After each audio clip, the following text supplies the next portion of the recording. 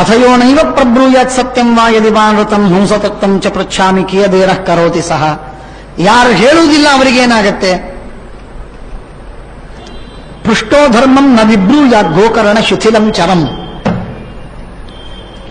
ಧರ್ಮವನ್ನು ಕೇಳಿದಾಗ ಧರ್ಮವನ್ನು ವಿಪರೀತವಾಗಿ ಹೇಳಲಿಕ್ಕೆ ಹೋಗಬಾರ್ದು. ಯಾಕೆ ಕೇಳಿರ್ತಾರೆ? ಧರ್ಮ ಮಾಡಬೇಕು, ಧರ್ಮವನ್ನು ತಿಳ್ಕೋಬೇಕು ಅನ್ನೋದಕ್ಕಾಗಿ ಕೇಳಿರ್ತಾರೆ. ಆ ಕೇಳಿರೋವರಿಗೆ ಅಷ್ಟು ಶ್ರದ್ಧೆಯಿಂದ ಕೇಳಿದಾಗ ನೀನು ಸುಳ್ಳು ಹೇಳಿದ್ರೆ, ಪಾಪ ಸುಗನ್ನ ಮತ್ತು ವಿರೋಚನ ಎಲ್ಲಿಂದಲೋ ಬಂದಿದ್ದಾರೆ ಅವರು. ಆ ಬ್ರಾಹ್ಮಣ ನಿನ್ನ ಮನೆಗೆ ಬಂದು ಕೇಳ್ತಾ ಇದ್ದಾನೆ ಅಂತಂದ ಮೇಲೆ ಮನಸ್ಸಿಗೆ ಬಂದ ಸುಳ್ಳು ಮಾತುಗಳನ್ನೆಲ್ಲ ಹೇಳಿ ನೀನು ಮೋಸ ಮಾಡಲಿಕ್ಕಿಲ್ಲ, ಸತ್ಯವಾಗಿ ಹೇಳಬೇಕು ನೀನು. ಅದೇ ನಿನ್ನ ಧರ್ಮ. ಧರ್ಮಾದ್ ಭ್ರಶ್ಯತಿ ರಾಜಂಸ್ತು ನಾಸ್ಯ ಲೋಕೋಸ್ತಿ ನ ಪ್ರಜಾಹ. ಧರ್ಮವನ್ನ ಸರಿಯಾಗಿ ಹೇಳದೇ ಇದ್ರೆ ಭ್ರಷ್ಟನಾಗ್ತೀನಿ. ನಿನಗೆ ಮಕ್ಕಳೂ ಇಲ್ಲ, ರಾಜ್ಯವೂ ಇಲ್ಲ, ಸುಖನೂ ಇಲ್ಲ, ಲೋಕಾಂತರಗಳೂ ಇಲ್ಲ. ಯಾಕೆಂದ್ರೆ ಧರ್ಮ ಏತಾನ್ ಸಂಯೋಜತಿ.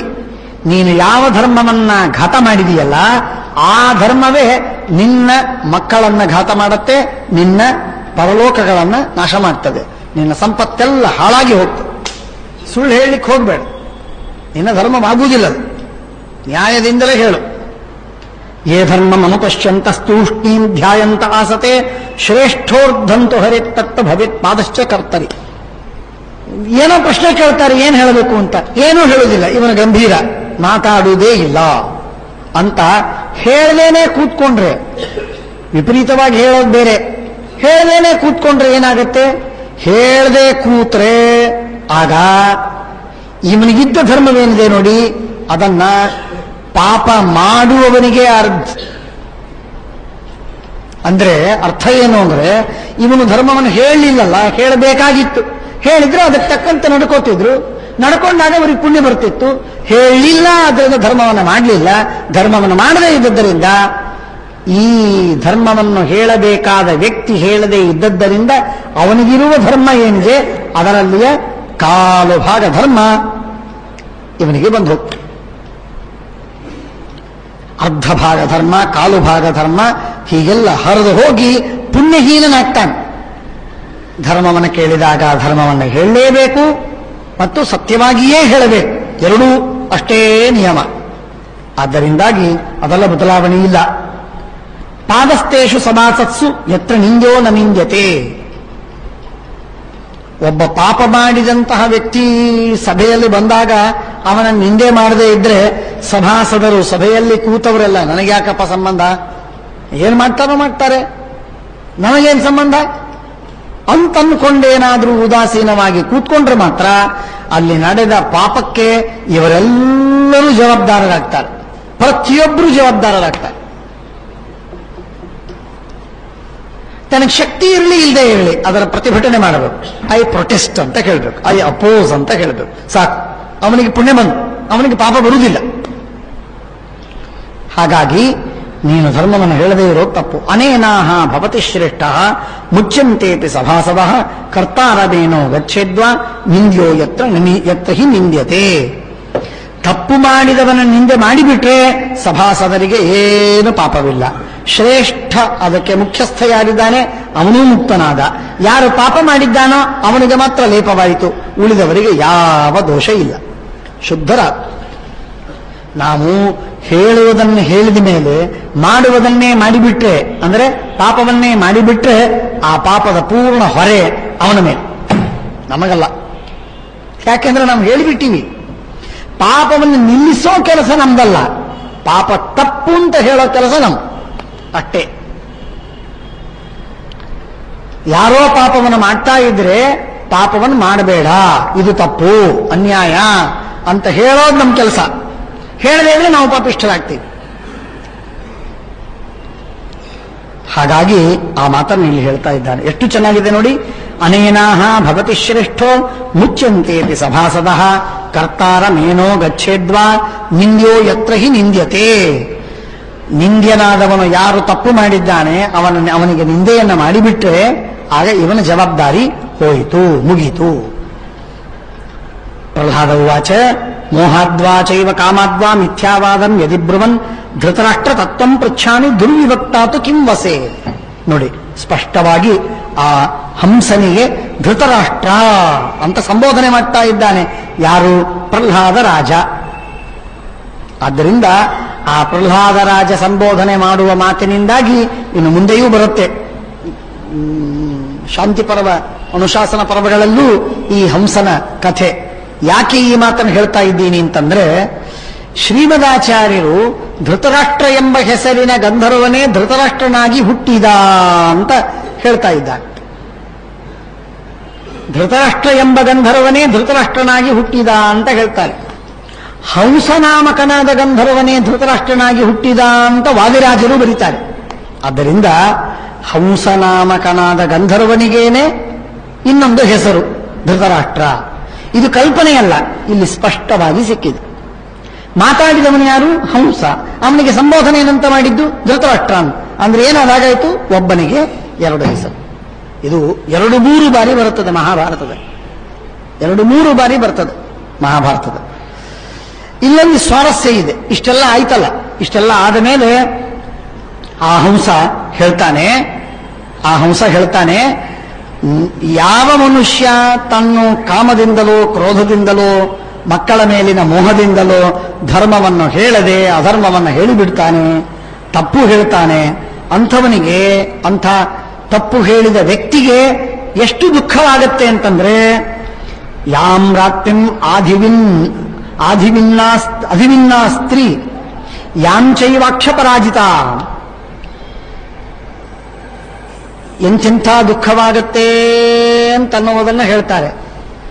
ಒಬ್ಬ ಒಳ್ಳೆ ಸಾತ್ವಿಕಳಾದ ಹೆಂಡತಿಗೆ ಸೌತಿ ಬಂದ್ಲು ಅಂತ ಆದರೆ ಏನು ದುಃಖವಾಗುತ್ತೋ, ಜೂಜಾಟದಲ್ಲಿ ಸೋತ ಮನುಷ್ಯ ಏನು ದುಃಖವನ್ನು ಅನುಭವಿಸ್ತಾನೋ, ಭಾರದಿಂದ ಹೊತ್ತಂತಹ ಮನುಷ್ಯ ದುಃಖವನ್ನು ಅನುಭವಿಸ್ತಾನೋ, ಹೀಗೆ ಇಂತಿಂಥ ವ್ಯಕ್ತಿಗಳು ಎಷ್ಟೆಷ್ಟು ದುಃಖವನ್ನು ಅನುಭವಿಸ್ತಾರೆ, ಅಷ್ಟು ದುಃಖ ಅವನಿಗೆ ಧರ್ಮ ವಿರುದ್ಧವಾದದ್ದನ್ನು ಹೇಳಿದವರಿಗೆ ಬರುತ್ತದೆ.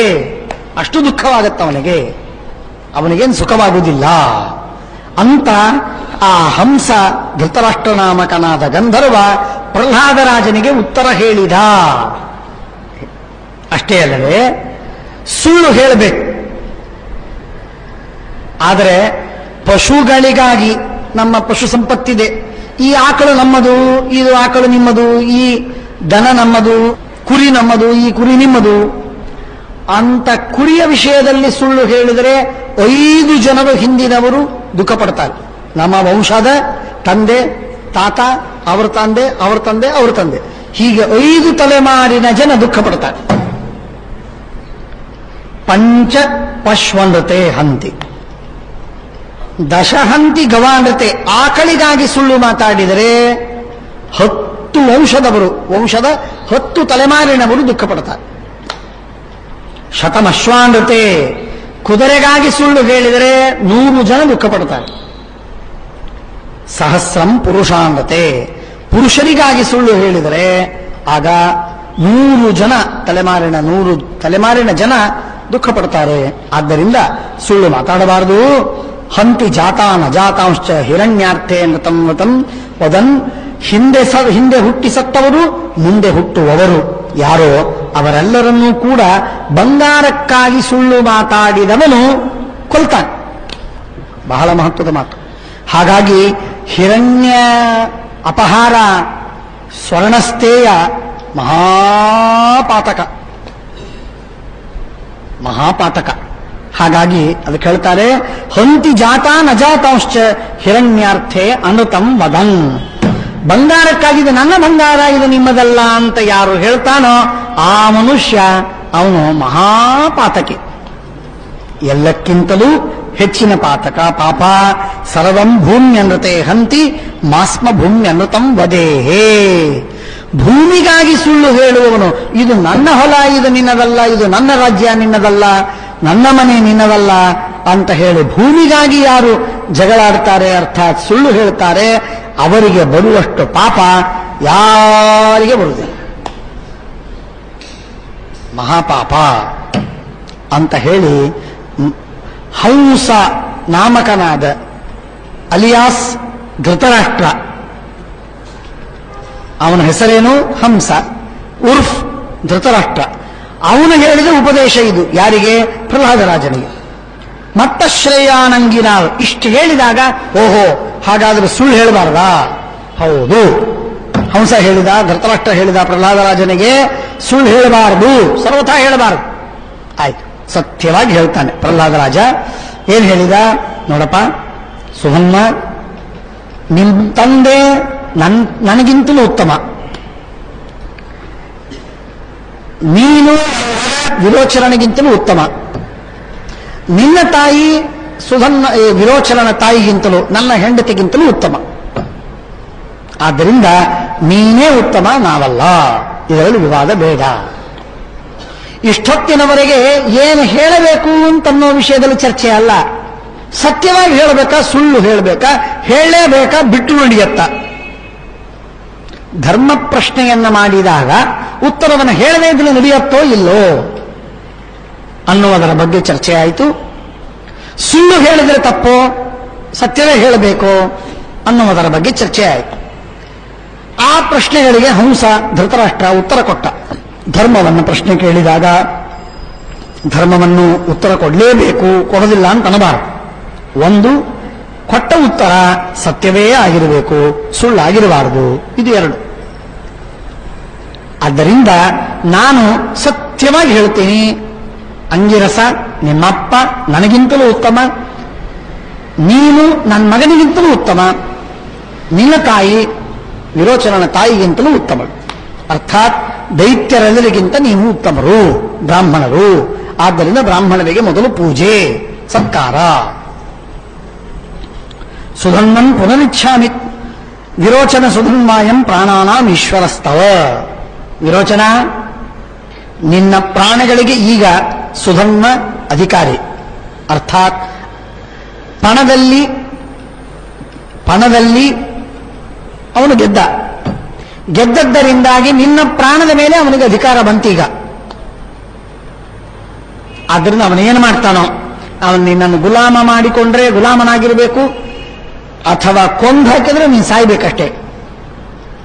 ಆಗ ಪ್ರಹ್ಲಾದರಾಜ ಇಷ್ಟು ಹೇಳಿ ವಿರೋಚನನಿಗೆ ಹೇಳಿ ಸುಧನ್ವನ ಕಡೆಗೆ ಕೈ ಮಾಡಿ ನಮಸ್ಕಾರ ಮಾಡಿ ಹೇಳ್ತಾರೆ, ಸುಧನ್ವ, ನಾನು ಧರ್ಮವನ್ನು ಹೇಳಿದ್ದೇನೆ, ಸತ್ಯವಾಗಿ ಹೇಳಿದ್ದೇನೆ. ಹೇಳಿದ್ದಕ್ಕೆ ನಿನಗೆ ಸಂತೋಷವಾಗಿದ್ದರೆ ನಿನ್ನಲ್ಲಿ ಒಂದು ಪ್ರಾರ್ಥನೆ, ಆ ವಿರೋಚನ ಬದುಕಲಿ, ಅವನನ್ನು ಕೊಲ್ಲಬೇಡ, ಬಿಟ್ಟು ಬಿಡು. ಆಗ ಸುಧನ್ವ ಅಂತಾನೆ, ಯದ್ಧರ್ಮಂ ಅವೃಣೀತಾಸ್ತ್ವಂ ನಕಾಮಾದನೃತಂ ವದೀ ಪುನರ್ದದಾಮಿ ತೇ ಪುತ್ರಂ ತಸ್ಮಾತ್ ದುರ್ಪ್ರಹ್ಲಾದ ದುರ್ಲಭಂ. ನಿನ್ನ ಮಗನ್ ಸೋತಿದ್ದ, ಆದ್ದರಿಂದ ಅವನು ನನ್ನ ವಶ, ಅವನನ್ನು ಕೊಂದೇ ಬಿಡಬೇಕು ನಾನು ನಿಜವಾಗಿ. ಆದರೆ ನಾನು ಹಾಗೆ ಮಾಡುವುದಿಲ್ಲ. ಯಾಕೆಂದ್ರೆ ನಾನು ನಿನ್ನ ಮಗನ ವಿರುದ್ಧವಾಗಿ ನಿನ್ನಲ್ಲಿ ಪ್ರಶ್ನೆ ಕೇಳಿದಾಗಲೂ ನಿನ್ನ ಮಗನಿಗೆ ಪ್ರಾಣಾಪಾಯವಿದೆ ಅಂತನ್ನುವುದಕ್ಕೆ ಹೆದರದೆ ನೀನೇನು ಮಾತಾಡಿದಿ? ಸತ್ಯವಾಗಿ ಹೇಳಿದಿ ಧರ್ಮವನ್ನು ಉತ್ತರ ಕೊಡೋದಿಲ್ಲ ಅಂತ ಹೇಳಿಲ್ಲ, ಧರ್ಮವನ್ನು ಸುಳ್ಳಾಗಿ ಅದನ್ನು ತಿರುಗಿಸಲಿಲ್ಲ, ಸತ್ಯವಾಗಿ ಹೇಳಿದಿ. ಬಹಳ ಸಂತೋಷವಾಗಿದೆ. ಆದ್ದರಿಂದ ನಿನ್ನ ಮಗನನ್ನು ನಾನು ನಿನಗೆ ಮರಳಿ ಕೊಟ್ಟಿದ್ದೇನೆ, ನೀನು ಸ್ವೀಕಾರ ಮಾಡು. ಅರ್ಥಾತ್ ಅವನು ಬದುಕಲಿ, ನಮಗೆ ಚಿಂತೆ ಇಲ್ಲ ಅಂತ ಸುಧನ್ವ ಬ್ರಾಹ್ಮಣ, ಅವನು ಮೆತ್ತಗಿನ ಹೃದಯ, ಹಾಗಾಗಿ ತಿರುಗಿ ಕೊಟ್ಟ. ಏಷ ಪ್ರಹ್ಲಾದ ಪುತ್ರಸ್ಥೆ ಮಯಾದತ್ತೋ ವಿರೋಚನ. ಆಗ ಸುಧನ್ವವನ್ನು ಮಾತು ಹೇಳ್ತಾನೆ, ನಿನ್ನ ಮಗನ ನಿನಗೆ ಒಪ್ಪಿಸೀನಿ ನಿಜ ಅಂದ ಮಾತ್ರಕ್ಕೆ ಮುಗಿಲಿಲ್ಲ. ನಂದು ಒಂದಪೇಕ್ಷೆ ಇದೆ. ಏನದಾಗಬೇಕು? ಬೆಟ್ಟಿಟ್ಟದ್ದೇನೆ, ಪಣ ಇಟ್ಟದ್ದೇನೆ ಪ್ರಾಣದ ಮೇಲೆ, ಆ ಪ್ರಾಣವನ್ನೇ ಕೊಟ್ಟ ಮೇಲೆ ಪ್ರಾಣವನ್ನು ಗೆದ್ದಂತೇನು? ಸ್ವಲ್ಪ ಏನಾದ್ರೂ ಬಿಸಿ ತಾಕಬೇಕಲ್ಲ. ಅದಕ್ಕೆ ಸುಧನ್ವ ಹೇಳ್ತಾನೆ, ನಾನು ಹಾಗೂ ವಿರೋಚನ ಇಬ್ರೂ ಕೂಡಿ ಆ ಕೇಶಿನಿ ಮದುವೆಗೆ ಹೋಗ್ತೀವಿ. ಮತ್ತೆ ಆ ಕೇಶಿನಿ ಎದುರಲ್ಲಿರುವಾಗ ನಿನ್ನ ಮಗ ವಿರೋಚನ ನನ್ನ ಪಾದ ಪ್ರಕ್ಷಾಳನೆ ಮಾಡಿ ಪೂಜೆ ಮಾಡಬೇಕು. ಸಾಕು, ಇನ್ನೇನು ಹೆಚ್ಚಿಗೆ ಬೇಕಾಗಿಲ್ಲ. ಜಗತ್ತಿಗೆ ಅರ್ಥವಾಗಬೇಕು, ಕೇಶನಿಗೆ ಗೊತ್ತಾಗಬೇಕು, ಜಗತ್ತಿಗೆಲ್ಲ ತಿಳಿಬೇಕು. ದೈತ್ಯರಿಗಿಂತಲೂ ಬ್ರಾಹ್ಮಣರು ಉತ್ತಮ ಅಂತನ್ನುವುದನ್ನ ಸ್ವಯಂ ದೈತ್ಯೇಂದ್ರನಾಗಿರುವಂತಹ ಪ್ರಹ್ಲಾದರಾಜರು ಸ್ವತಃ ತಾವು ಹೇಳಿದ್ದಾರೆ. ಏನಂತ ಹೇಳಿದರು? ದೈತ್ಯರಿಗಿಂತಲೂ ಬ್ರಾಹ್ಮಣರು ಉತ್ತಮ ಅಂತ ಹೇಳಿದ್ದಾರೆ. ಅಂತ ಗೊತ್ತಾಗಬೇಕು, ಇಷ್ಟು ಗೊತ್ತಾಗಲಿ ಸಾಕು ಅಂತ ಹೇಳ್ತಾನೆ. ಆಗ ಸುಧನ್ವ ಹೇಳಿದ್ದಕ್ಕೆ ಒಪ್ಪಿಕೊಂಡು ಆಗ ಇಬ್ಬರು ಹೋಗ್ತಾರೆ. ಅಲ್ಲಿ ಕೇಶಿನಿಯ ಎದುರಲ್ಲಿ ಪದ ಪ್ರಕ್ಷಾಳನೆ ಮಾಡಿಸಿಕೊಳ್ತಾರೆ. ಬ್ರಾಹ್ಮಣರು ಅಲ್ಪ ಸಂತುಷ್ಟರು, ಅವರಿಗೆ ಬಹಳ ಬೇಕಾಗಿಲ್ಲ. ಸುಮ್ಮನೆ ಸಾಷ್ಟಾಂಗ ನಮಸ್ಕಾರ ಹಾಕಿ ಊದ್ದು ಕೈ ಮಾಡಿಬಿಟ್ರೆ ಏನು ಖುಷಿ ಆಗಿಬಿಡ್ತಾರೆ ಬ್ರಾಹ್ಮಣರು. ಒಂದಿನಿಂದ ಆ ಸುಧನ್ವರಾಜನಿಂದ ಹಿಡಿದುಕೊಂಡು ಇವತ್ತಿನ ತನಕ ಎಷ್ಟೇ ಸಿಟ್ಟಿಗೆ ಬಂದಿರಲಿ ಸಾಷ್ಟಾಂಗ ನಮಸ್ಕಾರ ಹಾಕಿದನು ತಣ್ಣಗಾಗ್ಬಿಡ್ತದೆ. ತಿಂದದ್ದು ಅಳ್ಳಿಟ್ಟು ಕುದಿತದೆ, ಹೇಗೆ ಕುದಿಯುವುದಿಲ್ಲ, ಮೆತ್ತಿಗಿರ್ತದೆ, ಹೃದಯ ತಣ್ಣಗಾಗ್ಬಿಡುತ್ತದೆ. ವಿದುರೋವಾಚ ತಸ್ಮಾದ್ ರಾಜೇಂದ್ರ ಭೂಮ್ಯರ್ಥೆ ನಾನತಂ ವಕ್ತುಮರ್ಹಸಿ ಮಾಗಮಸ್ಸ ಸುತಾಮಾತ್ಯ ನಾಶಂ ಪುತ್ರಾರ್ಥಮಬ್ರುವನ್. ಆ ಹಂಸ ಆ ಧೃತರಾಷ್ಟ್ರನೇ ನೀನೇ ಹೇಳಿದ ಮಾತು ಭೂಮಿಗಾಗಿ ಸುಳ್ಳು ಮಾತಾಡಬಾರದು ಅಂತ ಪ್ರಹ್ಲಾದರಾಜನಿಗೆ. ನೀನು ನಿನ್ನ ಮಕ್ಕಳಿಗಾಗಿ ನೀನು ಸುಳ್ಳು ಮಾತಾಡ್ತಾ ಇದ್ದೀಯಲ್ಲ, ಭೂಮಿಯಕ್ಕಾಗಿ ಯಾಕೆ ಮಾತಾಡ್ತೀ? ಆ ಪ್ರಹ್ಲಾದರಾಜನಿಗೆ ಉಪದೇಶ ಮಾಡಿದವನು, ಸರಿಯಾಗಿ ದಾರಿ ತೋರಿಸಿದವನು ನೀನು. ಈಗ ನೀನು ಯಾಕೆ ಸುಳ್ಳು ಮಾತಾಡ್ತಿ? ಮತ್ತೆ ಮಾತಾಡಬಾರದು ನೀನು ಅಂತ ಹೇಳ್ತಾ ಇದ್ದಾನೆ. ಅದು ಅಷ್ಟಭಿಪ್ರಾಯ ತಾತ್ಪರ್ಯ ನಿರ್ಣಯ ಅಥವಾ ಆದಿಪರ್ವದ ಅಂಶಾವತರಣ ಪರ್ವ, ಸಂಭವ ಪರ್ವ, ಅದರಿಂದ ನಾವು ನಿರ್ಣಯ ಮಾಡಿಕೊಳ್ಳಬಹುದು. ಇಷ್ಟ ಅಭಿಪ್ರಾಯ. ಆದ್ದರಿಂದ ಸತ್ಯವಾಗಿ ಮಾತಾಡು, ಸುಳ್ಳು ಮಾತಾಡ್ಲಿಕ್ಕೆ ಹೋಗಬೇಡ. ನೋಡು, ನದೇವ ಎಷ್ಟಿ ಮಾಯಾ ಆದಾಯ ರಕ್ಷಂತಿ ಪಶುಪಾಲವತ ಎಂತು ರಕ್ಷಿತುಮಿಚ್ಛಂತಿ ಬುದ್ಧ್ಯ ಸಂಯೋಜಯಂತಿ ತಂ. ಭೂತಾನಾಂ ದೇವಚರಿತಂ ದುಃಖಾಯ ಚ ಸುಖಾಯ ಚ ಸುಖಾಯೈವ ಹಿ ಸಾಧೂನಾಂ ತಾದೃಶಾಮಚ್ಯುತಾತ್ಮನಾಂ ಅಂತ ಭಾಗವತ ತಾತ್ಪರ್ಯದಲ್ಲಿ ಶ್ರೀಮದಾಚಾರ್ಯರು ಒಂದು ಮಾತನ್ನು ಹೇಳ್ತಾರೆ. ದೇವತೆಗಳು ಯಾರಿಗೆ ಒಳಿತು ಮಾಡುವವರಿದ್ದಾರೋ ಅವರಿಗೆ ಒಳ್ಳೆಯದಕ್ಕೆ ಪ್ರೇರಣೆ ಮಾಡ್ತಾರೆ. ಒಳ್ಳೆಯದಕ್ಕೆ ಪ್ರೇರಣೆ ಆಗಿದೆ ಅಂದರೆ ದೇವತೆಗಳು ನಮ್ಮ ಮೇಲೆ ಪ್ರಸನ್ನವಾಗಿದ್ದಾರೆ ಅಂತ ಅರ್ಥ. ಕೆಟ್ಟದ್ದಕ್ಕೆ ಪ್ರೇರಣೆ ಆಗಿದೆ ಅಂತಂದ್ರೆ ದೇವತೆಗಳು ನಮ್ಮ ಮೇಲೆ ನಾರಾಜಿದ್ದಾರೆ ಅಂತ ಅರ್ಥ. ಇದರಲ್ಲಿ ವಿವಾದ ಬೇಡ, ಸಂಶಯವೇ ಇಲ್ಲ. ಯಾಕಂದ್ರೆ ದೇವತೆಗಳು ಅವು ನಮಗೆ ಒಳ್ಳೆಯದೇನಾದರೂ ವಿಚಾರ ಬಂದಿದೆ ಅಂದ್ರೆ ದೇವತೆಗಳಿಂದಲೇ ಬಂದಿದೆ.